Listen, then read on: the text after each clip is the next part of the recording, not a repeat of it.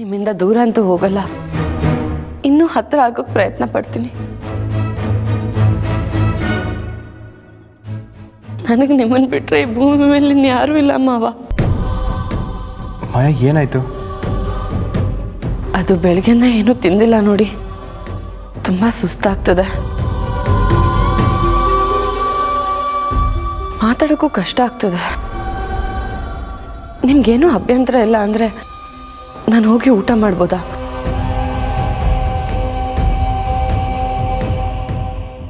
ಅಲ್ಲ ಮಾಯಾ,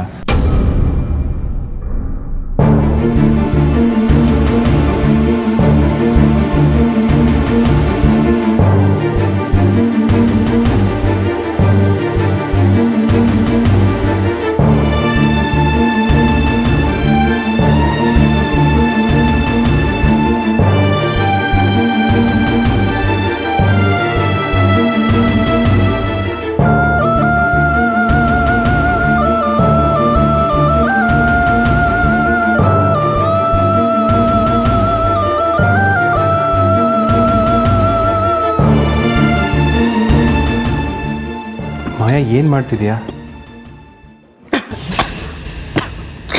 ಮಾಯಾ ನೀರು ತಗೋ.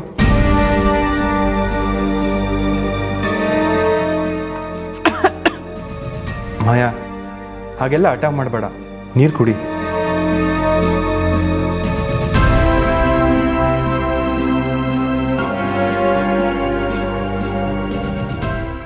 ಇನ್ಮೇಲಿಂದ ನನಗೆ ಯಾರ ಸಿಂಪತಿನೂ ಬೇಡ ಮಾವ.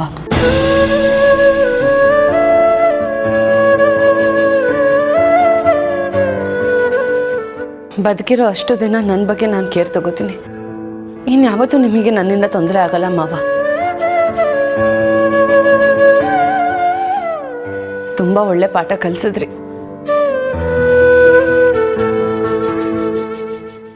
ತುಂಬ ಥ್ಯಾಂಕ್ಸ್.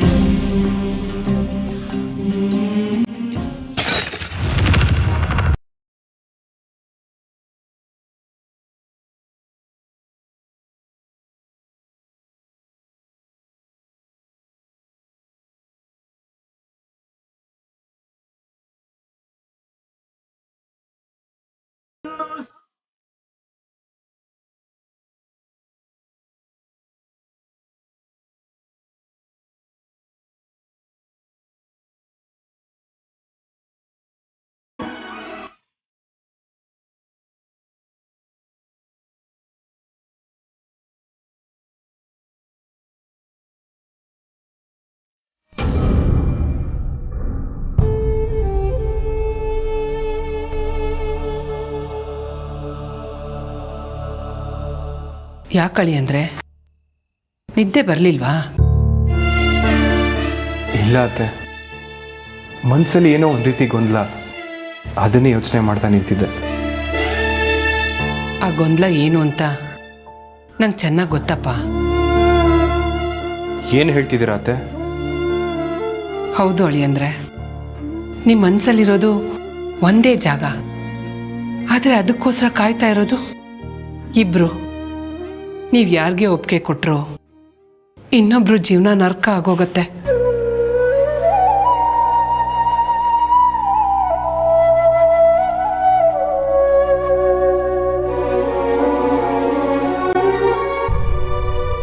ಮಾಯಾ ನಿಮ್ಮನ್ನು ತುಂಬ ಹಚ್ಕೊಂಡಿದ್ದಾಳೆ. ಅವಳು ನಿಮ್ಮನ್ನು ಇಷ್ಟಪಟ್ಟಿದ್ದು ದಿನ ನಿಮ್ಮ ಬಗ್ಗೆ ನೆನೆಸ್ಕೊಂಡು ಬದುಕ್ತಾ ಇರೋದನ್ನ ನೋಡಿದ್ರೆ ನಂಗೆ ಭಯ ಆಗ್ತಿದೆ ಅಳಿ ಅಂದರೆ. ಭಯನಾ? ಹೌದು ಅಳಿ ಅಂದರೆ ಅವಳು ಸಿಕ್ಕೇ ಸಿಗತ್ತೆ ಅಂತ ಕಾಯ್ತಿರೋ ಪ್ರೀತಿ ಅವಳ ಜೀವನನೇ ನುಂಗಾಕತ್ತೇನೋ ಅಂತ ನಂಗೆ ತುಂಬ ಭಯ ಆಗ್ತಾ ಇದೆ. ಈಗ ಅವಳ ಗಮನ ಎಲ್ಲ ನಿಮ್ಮ ಮೇಲಿದೆ. ಒಂದು ವೇಳೆ ತಾನು ಇಷ್ಟಪಟ್ಟು ಸಿಗದೆ ಹೋದರೆ ಅಥವಾ ಅಂದ್ಕೊಂಡಿದ್ದು ನಡಿದೆ ಹೋದರೆ ತನ್ನನ್ನು ತಾನು ಸುಟ್ಕೊಳ್ಳೋದಕ್ಕೂ ಅವಳು ಹಿಂದೆ ಮುಂದೆ ನೋಡಲ್ಲ.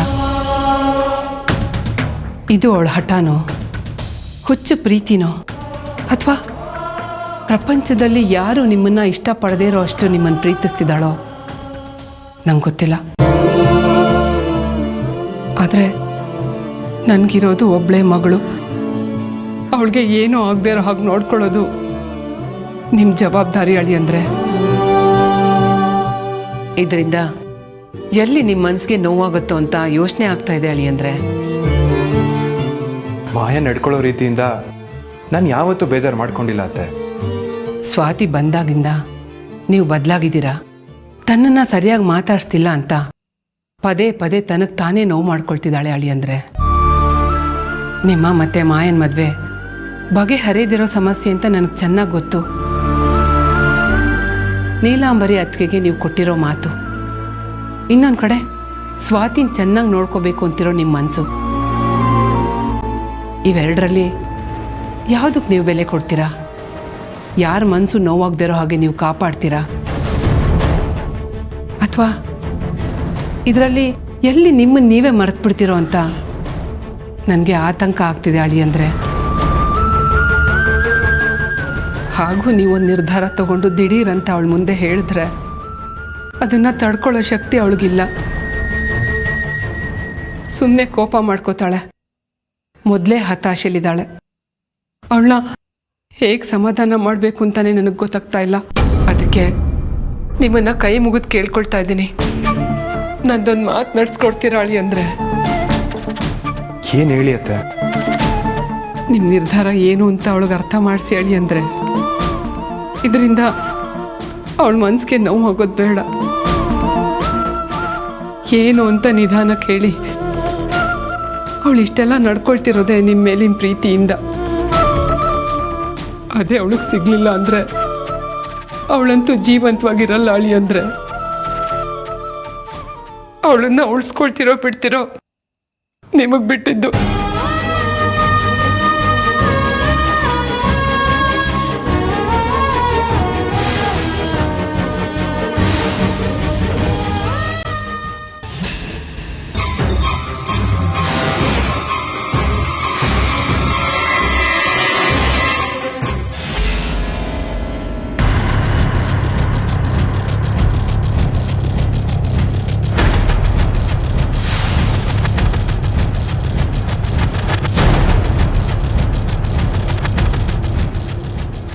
ನಿನ್ನ ಮಾತ್ರ ಯಾವುದೇ ಕಾರಣಕ್ಕೂ ಸುಮ್ಮನೆ ಬಿಡಲ್ಲ ಕಣೆ.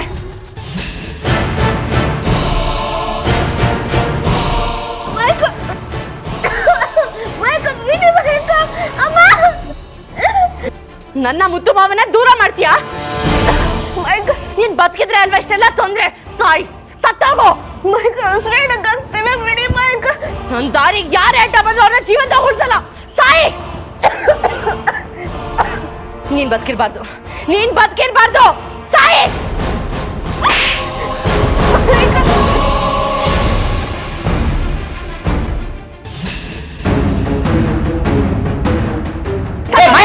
ಏನ್ ಮಾಡ್ತಿದ್ದೆ? ಬಿಡು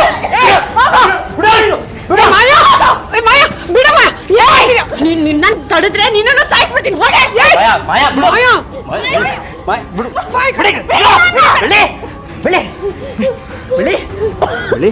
ಬೆಳಿ ಬೆಳಿ ಬೆಳಿ ಅಮ್ಮ ಅಮ್ಮ ಸ್ವಲ್ಪ ನೀರು ತನಿಮ್ಮ. ಬೆಳಿ ಏನಿಲ್ಲ ಏನಿಲ್ಲ ಏನಿಲ್ಲಮ್ಮ ಏನಿಲ್ಲ. ಬೆಳಿ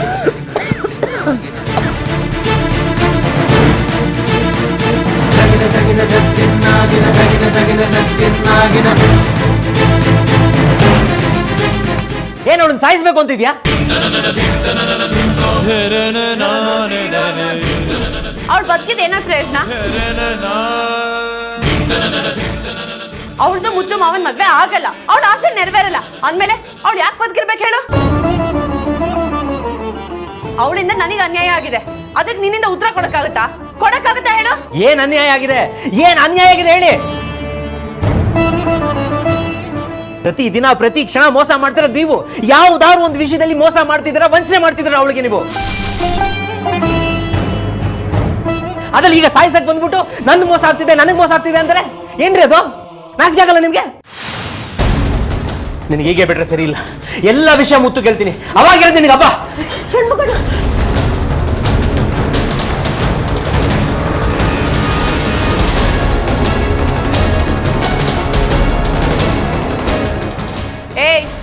ಡ್ರಾಮಾ ಕ್ವೀನ್, ಹೊಸ ನಾಟಕನ ಇದು?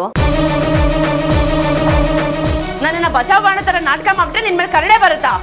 ಬರಲ್ಲ. ಕೋಪ ಇನ್ನೂ ಜಾಸ್ತಿ ಆಗುತ್ತೆ. ನಿನಗೆ ಒಂದ್ ಹೊತ್ತು ಊಟ ಹಾಕೋದಕ್ಕೆ ಮನೇಲಿ ಇರೋದಕ್ಕೆ ಪರ್ಮಿಷನ್ ಕೊಟ್ಟಿದ್ದೆ ನಾನು. ನನ್ ವಿರುದ್ಧನ ಪಿತೂರಿನ? ಹೋಗೋ, ಅದ್ ಯಾರಿಗೇನ್ ಹೇಳ್ತೀಯ ಹೇಳ್ಕೊ ಹೋಗು. ಇಂಥ ರಾಕ್ಷಸಿಗೆ ನನ್ನ ಹತ್ರ ಬೇಡ್ಕೊಂತಿದ್ದಿಲ್ಲ. ಇಂಥವ್ರಿಗೆ ಕರುಣೆ ತೋರಿಸಿದ್ರೆ ದೇವರು ಮೆಚ್ಚಲ್ಲ ನಮ್ಗೆ. ನೋಡಿ ನೋಡಿ, ಕೊಲ್ಲಕ್ ಬಂದು ಏಕ್ ದುರಾಂಕರದಲ್ಲಿ ನಿಂತಿದ್ದಾರೆ ನೋಡಿ. ಇಂಥವ್ರಿಗೆ ಸರಿಯಾದ ಪಾಠ ಕಲಿಸ್ಲಿಲ್ಲ ಅಂದ್ರೆ ಕಾಲ್ ಕಸ ಮಾಡ್ಕೊಂಡ್ಬಿಡ್ತಾರೆ. ಸುಮ್ಮನೆ ಇರಬೇಡಿ ನೀನು.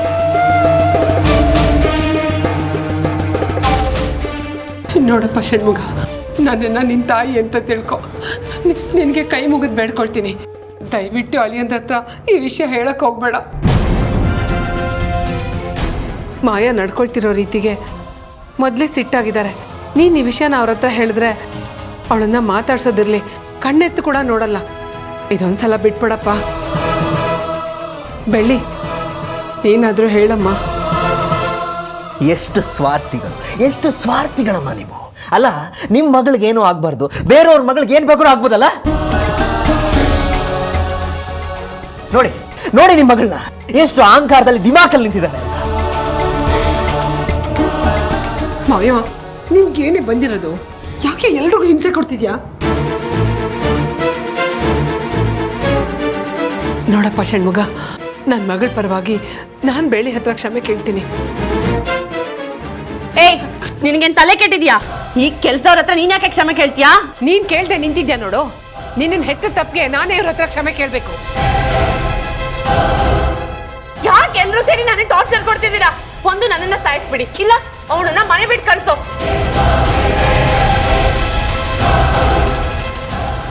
ಎರಡ್ರಲ್ಲಿ ಒಂದ್ ಮಾಡಿ ಪುಣ್ಯ ಕಟ್ಕೊಳ್ಳಿ. ದಿನಾ ದಿನ ಈ ರೀತಿ ಹಿಂಸೆ ಬದುಕಕ್ ನನ್ ಕೈಲಾಗಲ್ಲ.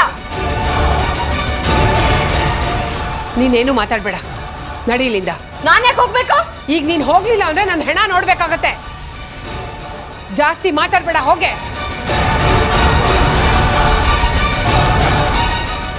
ಅಯ್ಯೋ ಅಮ್ಮ, ಕೈ ತೆಗಿರಿ. ನೀವು ನನ್ನ ತಾಯಿ ಸ್ಥಾನದಲ್ಲಿರೋರು, ಈ ಥರ ಎಲ್ಲ ಮಾಡಬಾರ್ದು. ಎಂಥ ಒಳ್ಳೆ ಮನ್ಸಮ್ಮ ನಿಂದು. ನೀನಾದ್ರೂ ನನ್ನ ಮಗಳಾಗಿದ್ರೆ ಎಷ್ಟು ಚೆನ್ನಾಗಿರ್ತಾ ಇತ್ತು.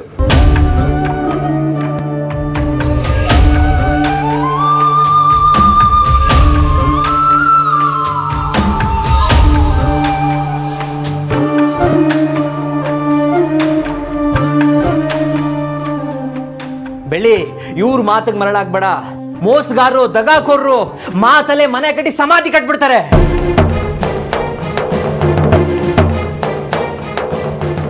ಷಣ್ಮುಗಣ್ಣ, ಮಾಯಿಕ ತುಂಬ ಒಳ್ಳೆಯವರು. ಮುತ್ತು ಮಾವ ಊಟಕ್ಕೆ ಬರಲಿಲ್ಲ ಅಂತ ಕೋಪ ಮಾಡ್ಕೊಂಡಿದ್ದಾರೆ. ಅದಕ್ಕೆ ಅವ್ರು ಈ ಥರ ನಡ್ಕೋತಿರೋದು. ಅದಾಗಲ್ಲ ಬೆಳ್ಳಿ. ಇಲ್ಲಿ ನಡೆದಿದ್ದು ಯಾವ ವಿಚಾರನೂ ಮುತ್ತು ಮಾವಂಗೆ ಗೊತ್ತಾಗಬಾರ್ದು. ಗೊತ್ತಾದರೆ ನನ್ನ ಮೇಲೆ ಆಣೆ.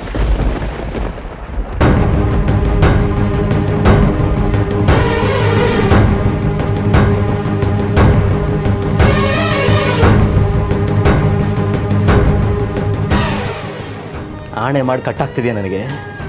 ನಿನಗೆ ಅರ್ಥ ಆಗ್ತಾ ಇಲ್ವಾ? ಮಾಯಾ ಮುತ್ತು ನಿನಗೆ ಸಿಗಬಾರ್ದು ಅಂತ ಹಾಗೆ ಸಾಧಿಸ್ತಿದ್ದಾಳೆ, ವಂಚಾಗ್ತಿದ್ದಾಳೆ, ಹೊಲ್ಲಕ್ಕೆ ಬಂದಿದ್ದಾಳೆ ನಿನಗೆ. ಅದೆಲ್ಲ ಗೊತ್ತಿದ್ರು ಇದೆಲ್ಲ ಹೇಳ್ಬೇಡ ಅಂತಿದೆಯಲ್ಲ, ಏನಾಗಿದೆ ನಿನಗೆ? ನಾನು ಮಾಯಕನ್ನ ಬದಲಾಯಿಸ್ಬೇಕು ಅನ್ಕೊಂಡಿದ್ದೀನಿ ಷಣ್ಮುಗಣ್ಣ. ಕೋಪದಿಂದ, ದ್ವೇಷದಿಂದ ಅಲ್ಲ, ಪ್ರೀತಿಯಿಂದ. ಅವ್ರು ಒಂದಲ್ಲ ಒಂದಿನ ನನ್ನ ಮಾತಿಗೆ ಬೆಲೆ ಕೊಟ್ಟು ಬದಲಾಗೇ ಆಗ್ತಾರೆ.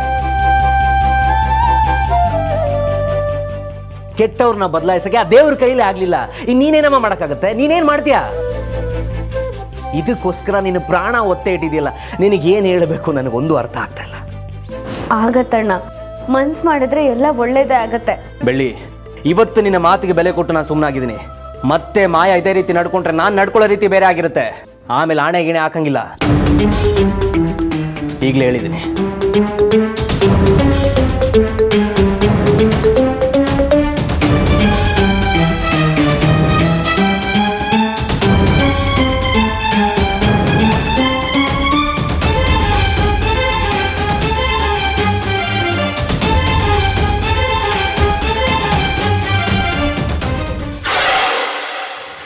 ಏನಾಗಿದೆ ನಿಂಗೆ? ಯಾಕೆ ಎಲ್ರಿಗೂ ಹೀಗೆ ಹಿಂಸೆ ಕೊಡ್ತಾ ಇದ್ಯಾ? ಬೆಳ್ಳಿ ಸತ್ತೋಗಿದ್ದಿದ್ರೆ ಏನ್ ಮಾಡ್ಬೇಕಿತ್ತು? ನನಗೆ ಹಿಂಸೆ ಆಗ್ತಿರೋದಕ್ಕೆ ನಾನು ಎಲ್ರಿಗೂ ಹಿಂಸೆ ಕೊಡ್ತಿರೋದು. ನನಗೆ ಕೋಪ ಬರೋದಕ್ಕೆ ಕಾರಣನೇ ಆ ಬೆಳ್ಳಿ. ಅದಕ್ಕೆ ಅವಳನ್ನ ಮುಗ್ಸೋಕ್ ನೋಡ್ದೆ. ಮುತ್ತುಗೆ ಏನಾದ್ರೂ ಗೊತ್ತಾದ್ರೆ ಏನೇ ಗತಿ? ಮೊದ್ಲೇ ಅವ್ನು ನಿನ್ ಜೊತೆ ಮಾತಾಡ್ತಾ ಇಲ್ಲ. ಈ ವಿಷಯ ಗೊತ್ತಾದ್ರೆ ಮನೆ ಬಿಟ್ಟು ಓಡಿಸ್ತಾರೆ. ಅದಕ್ಕಿಂತ ನಾವೇ ಹೋಗೋದು ಒಳ್ಳೇದು. ನಡಿ.